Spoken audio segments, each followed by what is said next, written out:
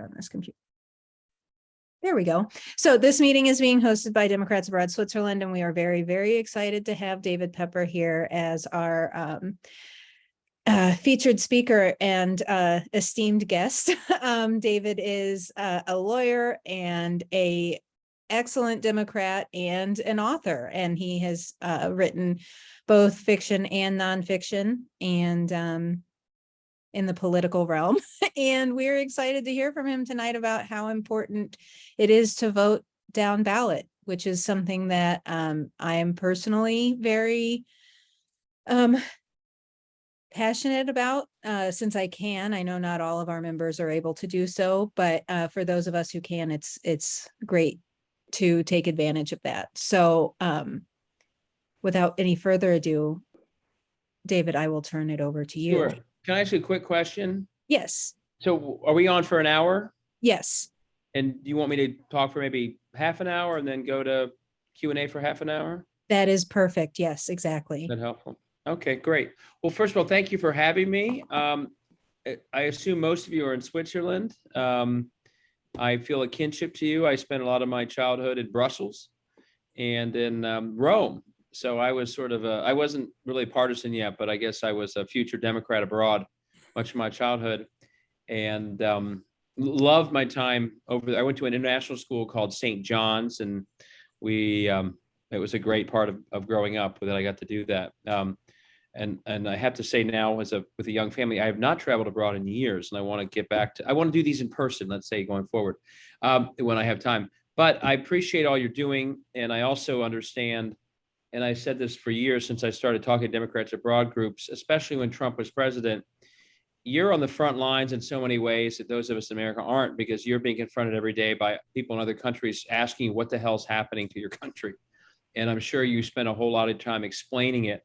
And my guess is hopefully that what I'm talking about today might help you explain it in a slightly different way. So obviously I'd love it if everyone had already read the book. I'm assuming most have not. I'm going to walk through a presentation that is a shorter version, believe it or not. It cuts to the chase. I speak to a lot of nonpartisan groups. I'm going to skip the nonpartisan stuff here and go right into the heart of what's happening. And so let me try and share my screen and walk through sort of the basics of a way to think about politics today that I hope really gets to your question, why down ballot? So we like to think about politics as a battle between red and blue. We sort of think the American political scene is this nonstop battle between red and blue, right? Democrats, Republicans over certain states.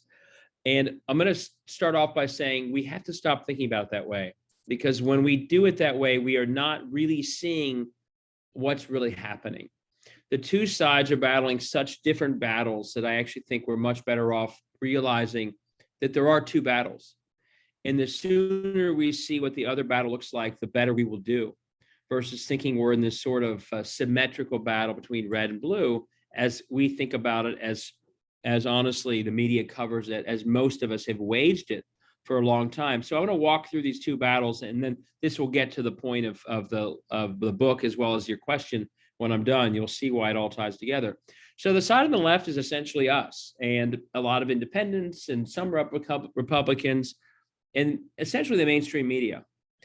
And by us, I'm saying this is our political battle as we think about it. We sort of assume that politics, is the democracy is relatively stable. That's one assumption that we've made for a good, recent decades, that it's stable, that it's intact. And that's how we think about democracy in our country. I'll talk about why that's a flawed assumption, but that's kind of the assumption that I think many people, most Americans, have been bringing to politics for a generation. And the media does the same thing. This side, again, mainly Democrats, also enters the political arena assuming correctly that it stands with the majority of the mainstream voters of America on almost every issue. And that's true. Whether it's being pro-choice and supporting Roe v. Wade, common sense gun laws, a middle-class-based economics as opposed to trickle-down, dealing with climate change, supporting public education. The left, the Democrats, and the center Democrats basically together stand with the majority of Americans. Every poll will show you that Roe v. Wade is very popular, even in Kansas, even in Ohio, for example. Polls will show you that most people want common sense gun reform. So this side, basically us and the more broader media, they think of the political battle as simply, hey, democracy's stable. We stand with Americans on most issues. So if we effectively communicate our majoritarian view to the country, we win elections. And that political battle is essentially won over election outcomes. This side's political battle is how can we win elections by effectively advancing in campaigns our majority view of things.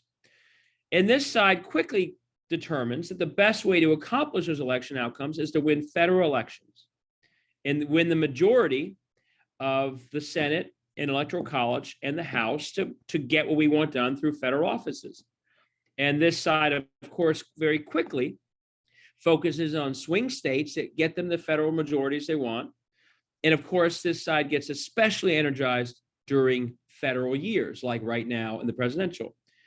Let me look at this, my photo here, or my visual. Does this seem like a pretty fair characterization of one side's battle? I hope it does. I think, we get excited about election outcomes in federal years, largely on federal races. And when we win those elections, like we did in 2020, we celebrate like we won everything, because that's been our battle. Here's the problem. That celebration is premature. Why? Because the battle I've just described, although we don't realize this enough, is not the battle the other side is waging. They are waging a very different battle. And it does not involve what I just described. And that's the problem. And that's what we don't see. What's their battle? And this is the edgier part where sometimes nonpartisans think I'm being too partisan, but I don't know how else to describe what I'm about to describe it. It's the facts. This is what's happening. The other side's battle is basically, this is the far right. It's different elements of the far right, but they kind of have a similar battle. One is based on a premise, unlike ours, that democracy can be subverted. It is not stable. It's not as intact as we like to think it is. We sort of think it is because we're America and we think our democracy is stable, but we see whether it's Hungary or Russia or our own history, democracy can be subverted. It happens all the time. If people intentionally subvert it, it can actually happen that it becomes subverted. Look at Orban. Number two, this side also brings an assumption to their battle, and they're correct about this too, that they, unlike us, represent a minority worldview. In many cases, a toxic worldview. Banning abortions, unpopular. Banning abortions, no exceptions, deeply unpopular. Probably unpopular in every state in this country. Guns everywhere, no background checks, arming teachers with no training, deeply unpopular. Doing nothing about climate change and banning books, deeply unpopular. Trickle-down economics, so everyone else is left out, not popular. Getting rid of Social Security, deeply unpopular. They know it's unpopular. Why do you think Mitch McConnell tells Lindsey Graham not to bring up a nationwide ban on abortion? They know it. Why do you think he tells Rick Scott not to talk about getting rid of Social Security? They know that their worldview is unpopular. They know, in other words, that if they had repeated elections on their views of the world, they would lose the elections. They know that. That means they have to fight a different battle than our battle. And what is their battle? It's essentially to avoid those elections, to avoid having straight up votes on their views like happened in Kansas a month ago that led to the result we saw. How do they avoid those real elections? As best as they can, they subvert democracy. They avoid the straight up vote on an even playing field about the issues they care about. Now, to saying they're for subverting democracy sounds kind of, aggressive. I don't know how else to describe a group of people that literally goes to Hungary to celebrate Orban and then invites him to Texas the next year. They're not hiding that their goal is to figure out how to keep the voters from actually having their views reflected. That's why they're studying Orban. That's why Peter Thiel, who's supporting candidates like J.D. Vance and this Masters guy out west, but by the way, bad candidate, so he may be helping us right now. He's written that he thinks democracy is inconsistent with freedom. So they're not hiding that they have a different mindset right now about their end game. So while we're having our battle involves a battle over election outcomes, their battle is essentially over democracy itself. And they're not really even hiding it anymore. Once that's their battle, it actually looks quite different from our battle. and this is where the down ballot angle comes in. They understand long before reading my book, which is what my book's about, that if you want to lock up democracy, it's all about the state houses, stupid. Because state houses are actually, it turns out, as Mitch McConnell knows full well because of what he's telling these guys, state houses are the best place to go if your goal in life is to impose a minority worldview over time. Why is that? One, state houses, this, by the way, this is kind of a combination of their agenda that's largely unpopular. But why state houses? Because state houses control almost every issue that they care about, that we care about, that are contested in politics. Economy, healthcare, education, energy, climate, a woman's right to choose, banning books, what's taught in schools, gun laws. All of that is done in state houses. Frankly, far more often than it's done in Congress, which doesn't legislate that often compared to state houses. So every contested issue in politics, except a few, federal taxation or foreign affairs, is basically done more at the state house level than Congress, which means every part of their agenda, except for, let's say, tax cuts for the federal level, they can accomplish through state houses. Perfect. But even more perfect because state houses also control democracy itself. State houses write the rules of who votes, how they vote, when they vote, how long can they vote, how do they register, how are they knocked off the rolls.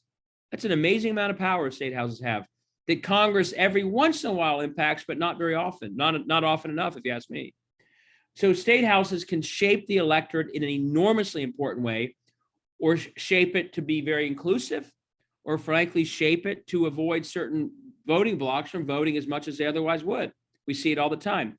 State houses also draw district lines for the most part. So they can decide, do you have a competitive, healthy democracy at the state level? Or do you have democracy that's so gerrymandered that no one has a choice? In the wrong hands, they choose the latter. In the wrong hands, they do things like this. And I put this example, some of you may be from these states. The power over districting is so powerful that, as we've seen in 2018, they are able to draw districts that even when the voters vote for the other party for the state house, the districts predetermine that they still win. In Wisconsin, Democrats won across the state for the state house vote by 9 points. I mean, overwhelming. That's big for a state like Wisconsin. They still control 2/3 of the seats after that election. And with Pennsylvania, Michigan, they are literally winning a minority of the votes, but they control the majority of the seats. That is a system that Orban would admire. Wow, you've really figured out how to stay in power, even when the voters don't like you. That's impressive, Orban or Putin would say. But it's even more powerful than that, these state houses. They can draw districts, and they've done this in Ohio, and I go through this in the book, for the last 10 years, from the 2011 gerrymander, they have drawn districts where almost not a single member of their majorities ever faces an election in their entire career. That's how out of touch they become. It's not only that they're getting a majority they have not earned. It's that the people in that majority to a person almost never face a real election. And this is the average margin of victory over 10 years in Ohio, where out of 62 seats, the first 50 averaged a 20% margin of victory or more over a decade. Those are blowouts. The next 12 were 10% margin of victories. That's 62 people who essentially don't face an election and don't worry about an election. And it turns out that lack of accountability through elections that are almost entirely predetermined in advance for entire careers doesn't just mean, again, they have a majority they haven't earned. It means that all the incentives that we think lead to good public service from a system where politicians are accountable, those incentives get turned upside down once you're in a world where you never worry about your next election. So what are some of the incentives I'm talking about? One, and I live this as a county commissioner. If you are worried about your next election in the general election, of course, your number one way to get reelected is to say, I delivered good public outcomes for the people of my community. I improved wages, I increased healthcare, I improved schools, I built infrastructure. That's a key component of your mindset, your incentive system to get reelected. Well, if you're reelected, no matter what you do, like these people, you no longer even have an incentive to deliver good public outcomes. It doesn't matter. You can have the worst schools and you can have the worst infrastructure. You get reelected no matter what. And what we have in states across this country, and I go through this in great detail in the book, you have a decoupling of public outcomes from how you get reelected. And that's why we see a disastrous downward spiral of public outcomes in state after state like Ohio that are incredibly gerrymandered. Number two, though, it's even worse than just sort of, it's not just neutrality that you don't care about public outcomes. Number two, you actually have a powerful incentive. If you don't care about the people back home, you do care about the fact that in your state house are a whole lot of private interests that want something. What do they want? They want public dollars. They want public goods. They want lack of regulation. They generally want, for the most part, the very opposite of what the people back home want. That's why they're there. That's where they're lobbying. If it was popular, you'd do it anyway, right? You know, it's energy companies who want bailouts. It's for-profit schools who want public school dollars to make money. And so what happens, the second incentive, it's not just that public outcomes don't matter. You now have in these locked up state houses an incentive to do many things that actually is against the public because the private interests want you to, because that's how they profit. And frankly, that's where they get the money they give you. And so what you have in these broken systems is a whole lot of incentive to hurt the public outcomes and pull dollars out of public goods and put them into the hands of private players. In other words, it's a corruption of public service where the MO of many of these places is literally almost overwhelmingly serving private ends and not public ends. And that's what's happening. And you're rewarded by that in these systems. And the fact that it hurts the public back home doesn't affect you at all. Number three, you had generally an incentive in a world of contested races. You have an incentive to be mainstream. You don't want to be an extremist. You would lose. But in a world where you're guaranteed an election outcome on the general election, like all these people are, of course, your incentive now is the only thing you're worried about is having a primary where you are outflanked to your extreme. So if now you have an incentive to be an extremist. You would never pass a bill to, and in Ohio, you may have seen this, a 10-year-old rape victim had to go to Indiana to get an abortion. If you had a real general election, you would not want to pass that bill. You would lose.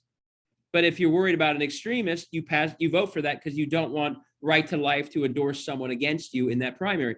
So all of a sudden you have an incentive for extremism, an incentive to undermine public outcomes, and no incentive to be mainstream or to serve public outcomes. And then I won't go through everything else. There are other incentives that get screwed up, but you have one other really bad incentive after everything I've described. Once you've committed yourself to a course of being an extremist with terrible public outcomes, what other incentive automatically pops up? The incentive to never allow a good election again in your district. Because if you ever had a fair election in a 50-50 district, you would lose, and you know it. You couldn't defend your extremism. You couldn't defend your public outcomes. So once you're on this course, these people who spent their entire lifetimes in rigged districts have to keep rigging them. They have to keep suppressing the vote, or they would lose, and they know it. So the incentive systems of these state houses are all screwed up. And here's the problem. As I said earlier, the people nationally who want these unpopular things didn't need to read my book to figure it out. They've been doing it for years. ALEC, the Koch brothers, Heritage Foundation, they have figured out years ago that these state houses will do these unpopular things and can lock up democracy. So going back to this original slide, it turns out that their battle to impose a minority worldview over time dovetails perfectly with what state houses can do for them. And that's what they do. And they don't only try to win state houses and win them whenever they can. Once they win them, they lock them down with gerrymandering, voter suppression. They pass extreme laws. And they also, through things like ALEC, which some of you may know about, they coordinate the work all across the state houses they control. And that's what we're facing right now. If it feels like it's accelerating, it's because it is, because they're always gaining ground and then they learn from one another as they go. The book goes into great detail on this. But I'll stop here and say, before I get to the positive, I know this is quite dark and gloomy right now. Who's going to win the battle if these two sides keep doing what they're doing? The side on the left who engages in a few swing states at the federal level every couple of years? Or the side on the right that's always going for state houses, and once they win a state house, they lock down democracy through gerrymandering and voter suppression, now ignoring election outcomes, et cetera? Who's going to win? My son, 8-year-old, plays soccer. He knows. He'd say, wait, Dad, you mean the side on the right's always on offense and the side on the left's always on defense at some level? Well, the side on the right's going to win, of course. And he's right. We need to see, the bottom line is we have to see their battle. What is it? A battle against democracy itself. Where is it? Everywhere. at the state house level. And once you see that, you can see how badly flawed the approach of only focusing on a few federal swing states is without watching state houses much in most places is. It's a disastrous and blind strategy versus what they're doing. It's so bad, and you know this because of what I'm about to say. We thought we'd won in 2020, didn't we? We won our battle. We won the federal everything, presidency, Senate, and House. And a year later, we can tell we're not winning. We're losing democracy. Something's really wrong with your battle plan if when you thought you won, you didn't. And it's because we don't see what their battle is. So I'll close before we go to questions with, okay, what do we do with this horrifying picture I've described? We wake up. That's why I wrote this book in about 3 months. We have to see the battle for what it is, a battle for democracy itself. Once we see that, I hope it ultimately inspires us, because we can take all the energy that I know you put into this and I put in this, everyone puts in this, and start using it in the right way in the battle that we're really in. And so first, we have to reframe the battle in our mind. We're in a battle for democracy itself. And what does that mean that we have to do differently? One, it means we are in the same battle the women suffragists were in. We're in the same battle John Lewis was in. Democracy is not as stable. They would tell us that. John Lewis or the suffragists would say, oh, you think democracy is stable? They just want to include everybody because they feel that that's the right thing. Of course not. What do you think we spent our lifetimes fighting for? And you don't think it can go backwards? Look at what happened in the 1880s when Jim Crow. Of course it can go backwards. Never take it for granted and never stop fighting. And it's not only a October battle for turnout in November. Don't stop fighting in January, the year after election. Never stop. It's not only about a few federal elections. It's not just about 1 year. It's a constant, steady, long battle that never ends.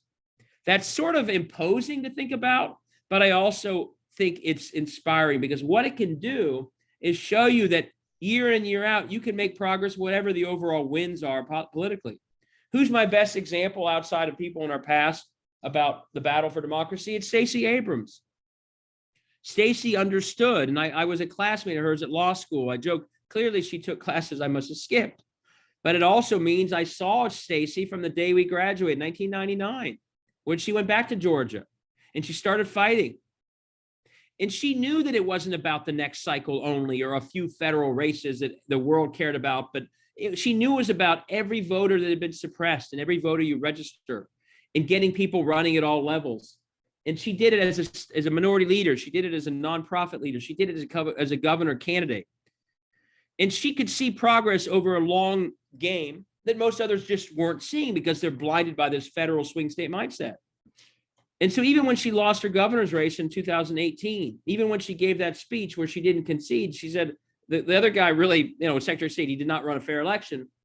But she also said, we made progress.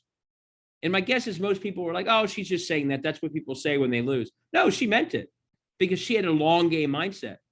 More people registered than they'd ever seen, and more people voted for a Black woman than anyone had imagined. She saw progress in a long game, and 2 years later, who was right? She was. She fought the battle for Georgia's democracy as a long game and won it. That's how we have to all fight it. Every strategy we pick, the way we work, the way we fund, it's got to be a more steady, long game mindset, as opposed to simply all or nothing, a few months out of a few years, and giving up everything if we don't win, even if we make progress, et cetera, et cetera. I won't go through great details, but those who've watched Ohio can see a little bit of a long game that we succeeded in. Biden didn't win Ohio in 20.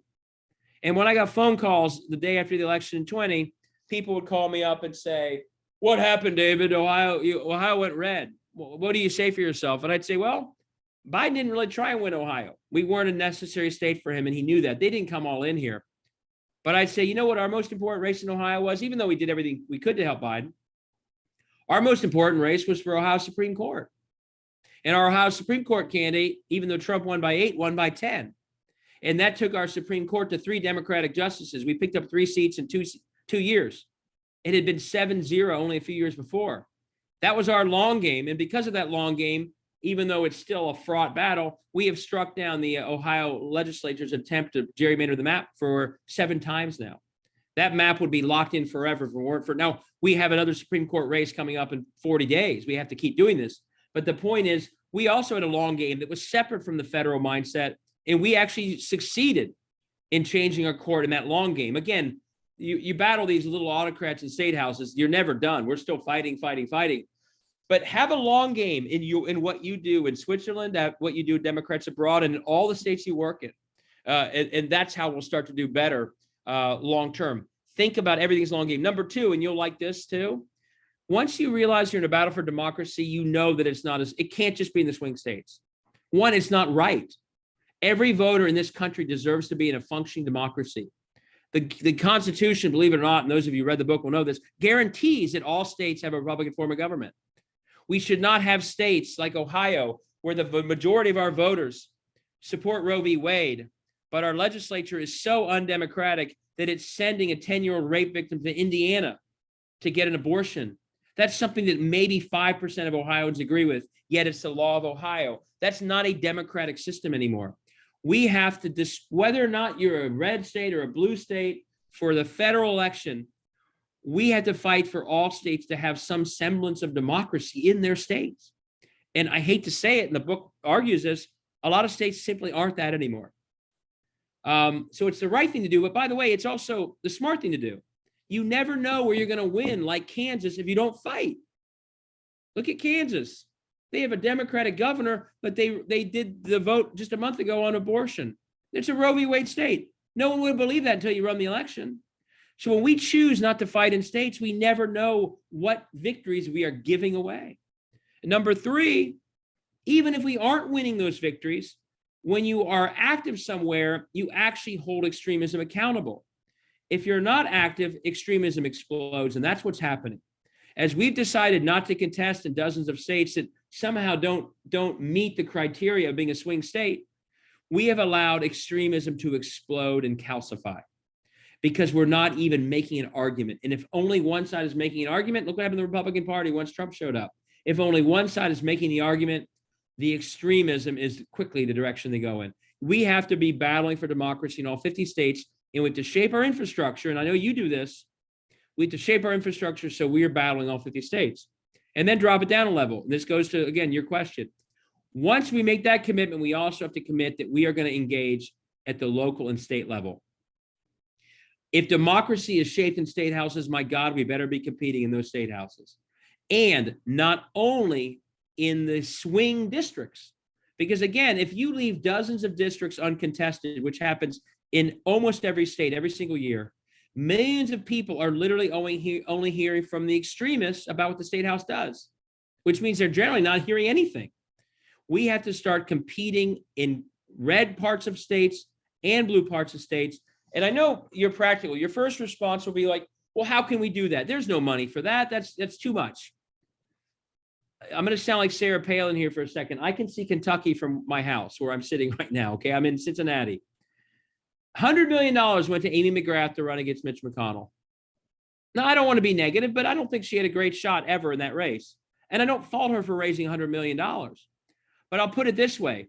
If we took 20 million of that 100 million, because we only focus on Senate races and we only focus on giving against the people we don't like, and said, we're going to be smarter next time. We're going to take 20 of that 80 collectively and put it into state house districts all over many states so we compete everywhere, we would do much better. The money is there. The energy is there. But when you only have a federal Senate swing state mentality, you don't broaden the money investment enough to actually do the things I'm talking about. So when I say, hey, we should run everywhere at state house level, and people say, you can't, the money's there.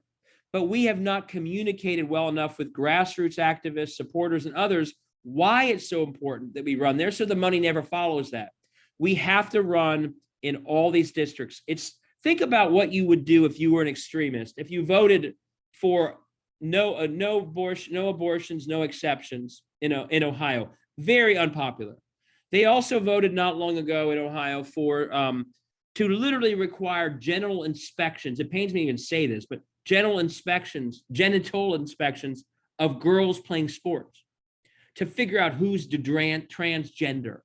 So any girl who plays is subject to that. That's something that's outrageous. I bet you 2% of Ohioans agree with that. Can you imagine if you voted yes on both those things and the next election you didn't even face an opponent?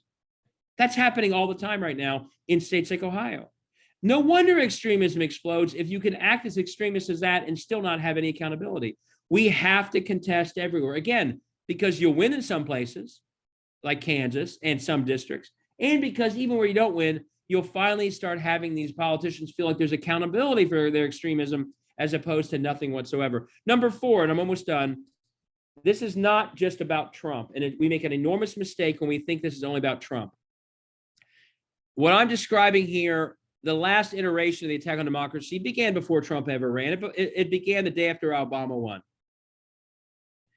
And if Trump had never run, it would have continued as it did. Now, he's made it worse in a lot of ways. He's put a face to it. But the nonstop attack on democracy began before Trump ever ran. If he admitted he lost the day after the election in 2020, it would have continued. They still would have gerrymandered. They still would have banned drop boxes, because this isn't just about Trump for them. It's about losing the state house. It's about Congress. It's about getting their viewpoint put into place. If he were locked up tomorrow, it would continue. When we say it's about Trump, the problem is we give cover to too many other people who don't seem or act like Trump, who are attacking democracy. And if you read my book, my best example of that is the Secretary of State of Ohio, who doesn't seem like Trump, but he's attacking democracy through ridiculous rules, through gerrymandering, through banning drop boxes, et cetera. The teams are you for democracy or aren't you? Are you for living with the results of democracy or aren't you? And if you are, even if you're a Republican, let's join forces and save our democracy and then agree to disagree later. And if you're not, I don't care if you're not at all like Donald Trump, you're on the wrong side. Number 5, and I'll close with this. Once you see that you're in a battle for democracy, and obviously if you're on a phone call from Switzerland at what, 8 at night, you're already doing this. Once you see that you're in a battle for democracy itself, my hope is that many people figure out they can do a lot more than they're doing right now. It's more than just helping a few candidates with volunteer time and money. The way I think about it is we have a footprint. We each have a footprint of influence in this world. People listen to us, institutions we're part of, whether our workplace or you name it. And I worry that when the other side is using their entire footprint to attack democracy, the Koch brothers, big money, full time, the elected officials, the side that cares about democracy uses like our little toe, part of our footprint, to lift democracy. We apply a very little bit of our energy around politics, and that's what we use. And the point of the book and the point here is think about all the other parts of your footprint. Do you volunteer for a homeless shelter? Are you on the board of one? And this is more applicable to your colleagues back home, but I'll just go through it to make the point. If you're on the board of a homeless shelter, if they're not registering voters at the homeless shelter, you should change that tomorrow. If you know the mayor of a town, are the rec centers and health clinics of that town registering voters? They should be. They probably aren't. I was a council member years ago. I didn't think about it because I wasn't thinking about my role in lifting democracy. Sherrod Brown convinced McDonald's here in Ohio when he was Secretary of State to include on every tray a voter registration form. That's lifting democracy. That's scaling it up to like the other side does. There are some doctors in Ohio I'm a big fan of, a progressive group of doctors. On their medical doctor's badge, they have a QR code that any patient can scan to get their voter registration to go right to a website to register. That's lifting your footprint for democracy. There are so many more ways to lift democracy than we are doing, and all of them are so important. And it's more important than ever because unless we scale up on our side, our battle for democracy, the scale of the other side is really enormous and will be hard to compete with. We can't simply sit around and hope Stacey Abrams saves us, for example, or Michelle Obama. We each have to figure out in our own lives how to incorporate lifting democracy. And I'll just close by saying, I get asked a lot, well, given the first part of your book and your presentation, isn't it too late? And the answer is no, it wasn't too late for the suffragists. It wasn't too late for John Lewis. We are in the middle of the same long battle for democracy our country has always been in. And the only way it's too late is if we simply don't enter the battle and if we don't see it. If we're in it and we're battling, I think we can overcome what we're seeing. If we don't change anything and don't see it, then I think it will be a challenge. But whether it's from this or reading the book or everything else, get in the battle. And to going back to your opening question, I hope it's really clear. The heart of the battle are those down ticket races. That's where they are winning. That's where we aren't even competing. In everything you do, Of course, we got to win the U.S. Senate. We have to. It's not either or. But if we continue to define victory as only those federal races, while they define their victory as those state house races, we will continue to go the wrong way. So I hopefully, without directly answering, the whole point of the presentation is democracy is shaped in those down ticket races. That's where their battle is. And boy, we better get there real quick, because that's where they're beating us. Thank you very much. I look forward to any questions you have. Thank you, David. That was an excellent presentation. And I have not read your book yet, but it is on my Kindle. So All right. Thank you. it will get read. Although full disclosure, I'm in grad school, so it may not be until Christmas break. That's okay. So I'm an Illinois voter, and we have our Secretary of State is up for election for the first time since I have been able to drive, which was exciting. Jesse White was a good Secretary of State. I hope that another Democrat wins, but it's the first time that such an important office in regards to voter registration has been on the ballot in Illinois. So I'm excited to see how that, and anxious to see how that goes. Yeah. Does anyone have any questions? Well, if I could say something on that, I didn't get into Yes. the presentation. While I talk about state houses, this year, we have to gain there, and we're working on that. But you've probably all seen this. The biggest threat to democracy could be the election deniers running for Secretary of State in Arizona, New Mexico, Nevada, Michigan. I think Jocelyn Benson's in pretty good shape, but this guy, Mark Fincham in Arizona, is scary as hell. So in addition to always pushing ways to get involved with the state house, to go back to your overall question, I'm a big fan of the Democratic Association of Secretaries of State. They are putting money into those priority races. It's a perfect example. We could win the Senate majority and even gain seats. But if we lose the Secretary of State jobs to election deniers in some of those states, we could still lose democracy in 24. So one encouragement I'd make is and you're already probably doing this, but to the extent Democrats abroad is making sure, especially in those states, we do not allow election deniers to control our elections. That is one of the biggest risks in this election when it comes to democracy. Yeah, there you go, Liz. I have my own personalized link to give to them. And it's actually a very easy ask. And I've raised on Twitter more than $40,000 for them just by tweeting every few days about how crazy these people are. Oh, and by the way, Mastriano, you may know this, in Pennsylvania, he chooses the Secretary of State in Pennsylvania. So that's another state that if he wins, we would have an election denier in office. So I do everything I can to help them. And it's one of the areas, and you guys, Democrats abroad is like this. A few years ago, no one could have named you that it's called DAS, the Democratic Association of Secretaries of State. They have built up a lot of robustness in the last couple of years, just like the DLCC has. And that's very healthy, because we have to have, the other side is focusing like a laser on grabbing these Secretary of State offices. We have to do the same thing. Other questions?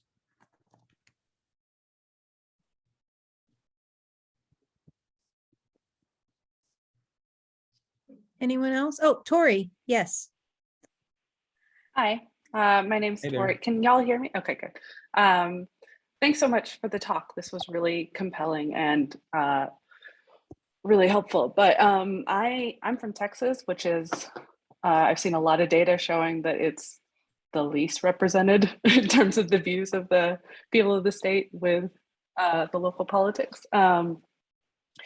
And we have this problem where to register somebody to vote, you have to be certified by the local election administrator, and you have to be regularly recertified, and you cannot register anybody who's from another county. We have over 200 counties. So they're really limiting the ability of people to do any kind of registration drives. On top of that, you have these organizations forming that say, we're going to follow all the rules. We're going to have these major registration efforts. And as soon as it scales up, the state government sends in people to investigate it, confiscate all of their materials and stop their actions and just tear them apart and using litigation when they're not doing anything wrong. And it always comes out, Right. oh, they weren't doing anything wrong. So it gets stopped. You know, the efforts to do what you're talking about just get nipped in the bud right away. And, Yeah. you know, what do? We do some sort of guerrilla type of I mean, it is. registration efforts or? Yeah. And that's Yeah. what I always say in my book. Now, ours aren't, we have horrible purging. Georgia has horrible purging.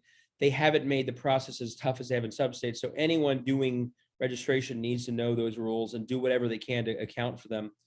And if you're convincing a nonprofit or someone else to get involved, you know, same thing. Let me just say, I teach election law and voting rights. I just had my class a few hours ago. And what you're describing is so parallel to what the segregationists and white supremacists came up with in the late 1800s to lead to Jim Crow. It's scary.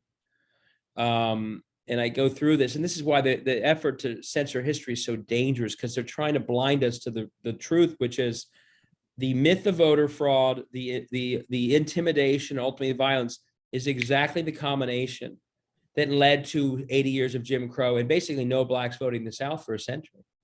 And so when you see the whole idea of voter registration kind of comes out of an effort to suppress. We accept it now, but and so when you start seeing more rules, more regulations, they are using the power I described earlier in the presentation to do exactly that. A couple things. I mean, one, just be aware of it and try and get through the rules. Two, and again, most of my focus is on what we can do at the state level. To the extent you guys ever have an audience with U.S. senators, like as much as I'm a fan of many of them, I worry that in the history of our rest of our lives, if they do not pass voter protections in the Senate, we will regret it ourselves for the rest of our lives, because those rules could clean up some of the worst of those laws. They could give pre-clearance back to southern states. They could shore up the Voting Rights Act. And the idea that they haven't done that is, if you look at history, appalling. I'll say it's not going to happen the rest of this year, despite me whining about it for a year and a half. And I don't just blame the two senators, by the way, who won't go along with it. I actually think that all the Democrats need to be sounding the alarm louder. They should have said to Joe Manchin last year in the beginning, if you want anything, including infrastructure, the one thing you have to agree to is to protect voters in states. They should have made that deal before they agreed to anything else. And they didn't, because they didn't see the problem. I think they see it now. So the one thing I'd say is, to the extent you make noise, I make noise. If we manage to win the Senate and keep the House, the first thing they have to do, nothing else comes close, is protect democracy in states. And Tori, that would include federal laws that would make some of what you're describing much harder and much easier to challenge. Without the Voting Rights Act in Texas, they're getting away with all sorts of things that for 30 years they couldn't have gotten away with. And so, that is, so yes, we have to win federal things. And then my hope is, one of the messages I go through in my book for a state like Texas is that even though I'm saying everything I'm saying, this would not be my campaign if I were Beto. Because voting rights and democracy and gerrymandering and corruption, even, we get it, but a lot of voters, that's secondary to what they're worried around their kitchen table. We have to do a better job of running in gerrymander or non-gerrymander districts, of connecting everything I've described to how it impacts people's lives. And I give an example of this in my book. There's a Democratic governor of Kansas. Wow, that's pretty impressive, isn't it? Can anyone know her name? Laura Kelly's her name. I don't know if any of you are from Kansas. She ran against Chris Kobach. You all know him, right? He's the worst of the worst voter suppressor. Did she run a campaign about how many votes he suppressed? No, it wasn't the campaign. What was her campaign? Anyone remember this? If you've read the book, you'll know it. Her campaign was that the broader corruption of the state house, of a trickle-down economics, so bankrupted that state that they only had 4 days of school a week. That's what she ran on. Google her ad when we get off this. It's very simple. I'm Laura Kelly. I grew up in Kansas. I have Kansas values. The number one value I remember as a kid was our education. Why in the hell do we only have school 4 days a week? She's governor. What did Gretchen Whitmer run on? Fix the damn roads, Michigan. What did Evers? Some infrastructure, healthcare. The point is, endemic to these broken states are terrible public outcomes, indefensible public outcomes, and at this point, indefensible extremism. And rather than focusing on like the inside baseball of what my book's about, I would focus on those outcomes. And in Texas, what's the outcome? It's Uvalde, but it's also people freezing to death in the wintertime. And that's why I think Beto is running a very smart campaign. It is an indefensible thing that people froze to death in 2020 or whenever it was. And it's because they privatized the energy grid, because all these places are corrupt. What's happened with Brett Favre lately? They took money that was meant for poor people and gave it to his daughter's volleyball team. That's what's happening everywhere. And we have to make it, we want people to kitchen table thinking, like I would think as a father, an 85-year-old, no school on Friday. What the hell are we going to do? We can't handle that. And again, so I think the best way to battle it, bigger picture, and you mentioned Texas, so you triggered this line of thinking, is how do we all connect to everyday voters, how the corruption and how the lack of democracy is making their lives more difficult. And here's what I promise you, in every state, that argument exists because it's happening everywhere. The public outcomes of these locked up states are indefensible. In Ohio, #1 in the country in student loans, debt. #1 in infant mortality of Black children, of Black infants.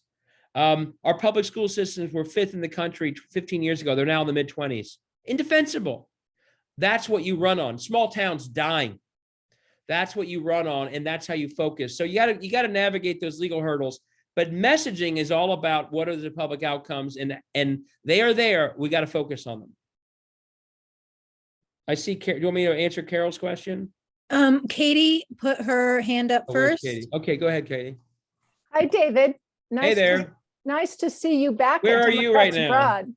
I'm in Germany. When I Okay. met you, when you first Oh, came I to know, Democrats Katie. Abroad, I know you well, Katie. I was a Colorado voter. I'm an Arizona voter now, and I want to bring this really home to overseas voting Good. and what we can do to win down ballot.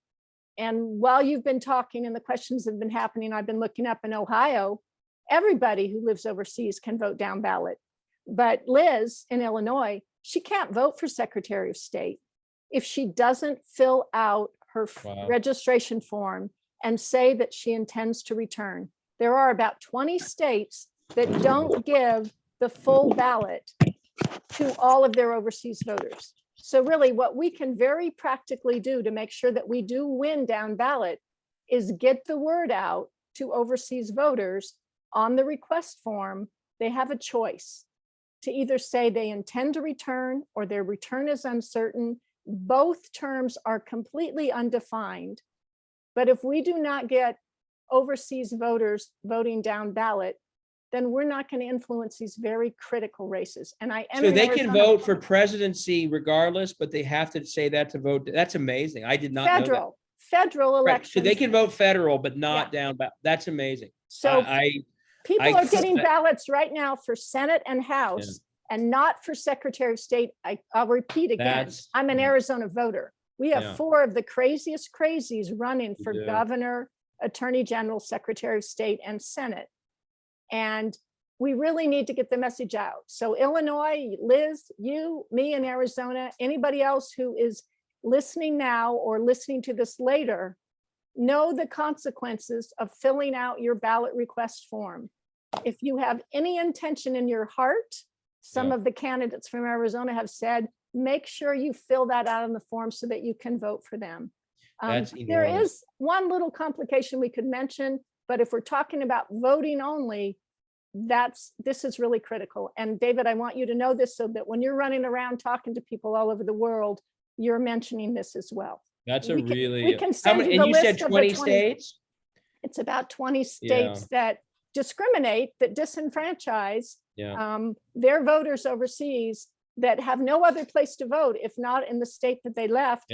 And these offices, of course, not only affect our family and our friends that we left Right. behind, but they affect the world and they Yeah. affect our voting rules. The Secretary of State Absolutely. is somebody we need to be able to vote for. That's enormous. So I literally I'll did not send you know that that. list. Do send me that. And by the way, that gives us two assignments. Read 'em. One, Tori just said, dude, one of the things I say in my book is every Democratic run state needs to be a laboratory of democracy. So if any state on that list is a blue state, we need to change the law tomorrow. In all states, we need to make voters aware. But and I hate to say it, some democratically run states are not as good at voting rights as I wish they were. And when I was a Democratic chair, they'd always throw New York in my face because New York doesn't have a lot of early voting, so we're better than they are. And it was a very hard thing to counter. And so one thing is, and I think we should talk to the DNC about this too, and I'm sure you already have, any Democratic states that are doing this need to fix it right away.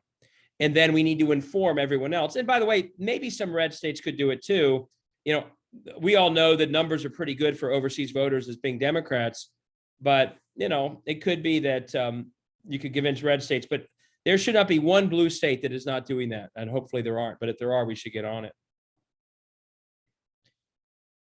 That's good about New Jersey. Yeah. Thank you, Kate. That's a really, really good point. And send me that list because that's a big deal. And our last question is from Carol. Carol, I don't know if you want to ask it or if you just want David to read it off of the chat. Yeah, I thought that, Tori, about red. The way to convince them is to make it like a military voter thing in the red states. Do you want me to read Carol's question? So, will the long game be helped by the rising Democratic majority of the young minority voters, or is voter suppression 2%? That's the battle. That's why they're suppressing. I mean, I go through the book, and it's maybe for me one of the most depressed. A lot of people read my book and they're like, "Oh my God, I have to take a break between each chapter because it's too painful." And my mindset in writing the book is we need to confront how bad it is. We have to see it so we know what to do. So if it's a little painful, that's kind of part of the point, sort of a splash of cold water. The most painful part for me as an Ohioan is what they did to the Obama coalition after 2008. They destroyed it. They knew in Ohio that, of course, Obama winning, they didn't like that he was president, but that Obama coalition also got them, they lost the governor's race. They lost the state house. They knew it was a threat to them long term. So there wasn't just a white backlash because Obama himself was breaking this glass ceiling. The white backlash was a diverse electorate of young people and Black voters and some seniors and other voters of color came together and said, "We are America now." And they immediately said, not now, and hopefully not ever. And through voter suppression and clawing back on early vote and purging, I go through in the book how many hundreds of thousands of voters who never moved and didn't die are not on the rolls anymore. And in Wisconsin, they did it through voter ID. And in Georgia, they did it through purging. And in Texas, they do it probably in all the ways I've described. They took a battle axe to a coalition that threatened them. And they are playing the game that maybe their suppression is tough enough that it works. The history of our country is that it can work. Here's the very sobering data point from my book, and that I did a whiteboard on once. My most shared whiteboard, by the way, was this. If you're on Twitter, do follow me, because if you like this stuff, at least I put stuff like this out all the time.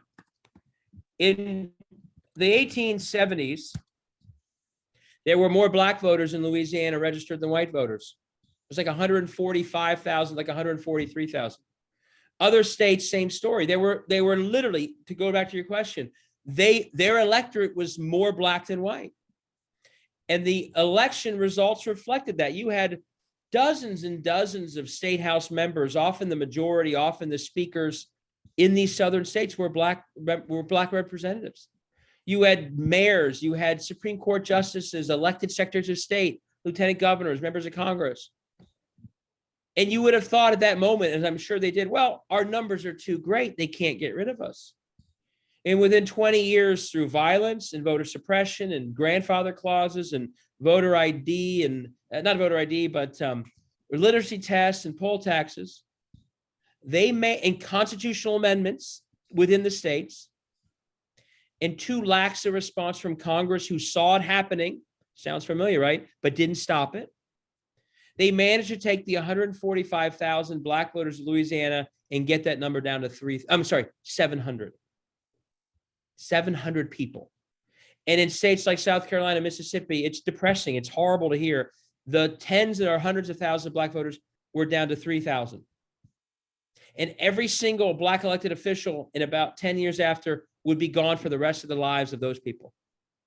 So they can suppress brutally, even when they're not a majority. And so I don't want to ever rest on our laurels and think, and we kind of thought, well, our growing democracy and our diversity will overcome. It did not 100 years ago. They overcame it. And they did it and what happened once they had many more white voters registered and no Black officials? 80 years of Jim Crow. Jim Crow laws weren't there in 1868. They came there in 1890, 1900, once they had done everything I described. So yes, maybe in Ohio, for example, there is a curve to our favor. Democrats are doing better and better among young people in cities and among growing suburbs. We're doing better where the population of Ohio is growing. Republicans are doing better, and where it's more diverse, they are doing better in the part of the state that's shrinking. So in theory, over time, we should do better, unless they're using purging to destroy the communities that are growing in population, but not growing on the rolls, which is what they're doing.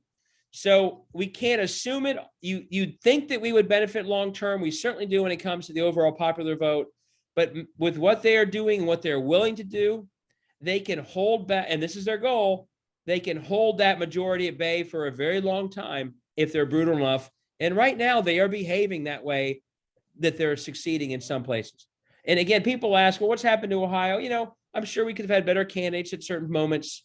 We could have had more people try harder. But as I told Hillary Clinton on a podcast, she was nice enough to interview me for her podcast. She liked my book. Hillary Clinton, so the most important county in Ohio is Cuyahoga County, Cleveland. Obama was behind in 87 counties to Mitt Romney. Cuyahoga County came in, he wins Ohio by 90,000 votes because he wins so much there. It's a large, urban, diverse, very heavily African-American county. Hillary Clinton won a greater percentage of the registered vote than Obama did in Cuyahoga County. But her margin of victory was like 50,000 votes fewer. Why? Because so many voters had been purged from the county. So she won by more percentage-wise, but won by less raw vote-wise. Joe Biden did even better in Cuyahoga County than Hillary did, percentage-wise of registered voters, but did worse raw margin. They have shown that if they are brutal enough on things like purging and voter ID, we can even do better and still lose. So yes, the growth curve is good, but their suppression is brutal. And so we could gain because of it, but we've got to stop the suppression, because in close states like Ohio that were close for Obama, in Wisconsin, where, the voter margin of Wisconsin of victory for Trump was smaller than the number of voters who didn't vote because of voter ID in Wisconsin. So they have figured out that in close states, they can actually change outcomes through suppression, even if our diverse coalition is larger, because they're knocking the knees out of that coalition in very, intentional ways. So the good news is we are getting more diverse, and that's our country's future. The bad news is voter suppression can counter that quite effectively, and they have learned that. They have a Supreme Court that will let them do it, and they've also understood over time that that they face no accountability for actually doing the things I'm talking about. So keep fighting the suppression is the bottom line. I vote in Florida and we're trying, but boy, oh boy. Yeah, you are. DeSantis is tough. Thank you. By the way, can I tell you one thing real quick? I know we're over. I went to Volusia County about 2 months ago. Yeah. And spoke. And I was on the same podium as Val Demings. Yeah. And oh my God. Yeah, she's impressive. So I've always watched her in Washington. She's impressive. She's a former chief. She was on the impeachment committee. She's very professional. What I saw in Florida was unbelievable. I mean, a tour de force as good as any candidate I've ever seen. And I've seen a lot of candidates. So if she wins that race, I know I don't want to get ahead of ourselves and talk about the presidency, but she is truly a tour de. It was a tour de force like nothing I've ever seen. So I always liked her. I always thought she should be on Biden's short list. I saw in person. I'm like, I don't know if there's anyone more talented in politics right now than Val Demings in person. It was truly mind blowing how good she was. So No, glad to I hear hope it. that gets her over Rubio, because in a fair world, she should be, you know, in terms of the merits, it's not even close. So hopefully she wins that race. Thank you. Yep, we're working hard to make it happen. Yeah. Oh, I spoke with the women's, the Federated Women of Florida once. I don't know if you know that group. That was before Volusia. I had the greatest women from all over the state. It was really, really fun. Great group of people. And you probably are seeing it. Some of the damage is in the hurricane is just horrific. So prayers and hopefully we see a good response. But my wife's aunt has a place in Fort Myers. It's just gone. I mean, it's just gone. Already. And I think the death toll is going to be a lot higher than we're used to from hurricanes right now. It's really scary. Thank you. Mm. Well, David, thank you so much for your time this evening for those of us over here in Europe, and this afternoon for you calling in from Ohio. We really appreciate your time and your expertise. So thank you. I really enjoy it. If I'm ever in Switzerland, I'll give you guys a call. But thank you for what you're doing. From the moment I met Katie and other Democrats Abroad members as the chair, your mission is one of the most important in the Democratic side of the aisle, because there's such still an opportunity to get, you know, there's not, in some places it's going to be hard to squeeze out more voters to our benefit.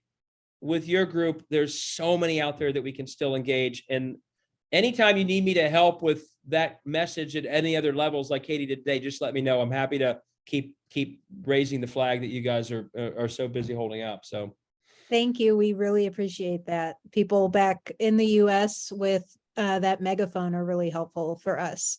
So, all right. Well, thank you. All right. I'm going to Thanks, stop the everybody. recording, and thanks everyone for coming today.